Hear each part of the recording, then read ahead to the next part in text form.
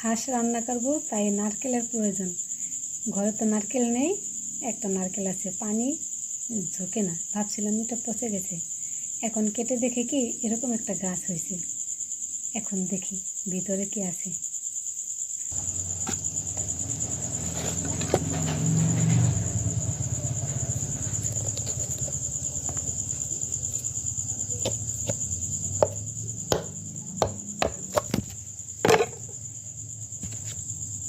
Magic,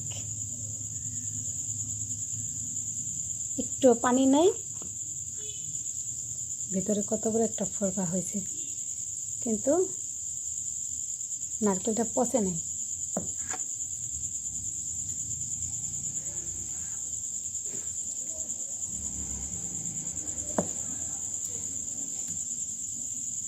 হাঁস রান্না করা যাবে। সবাই ভালো থাকুন, সুস্থ থাকুন। আল্লাহ হাফেজ।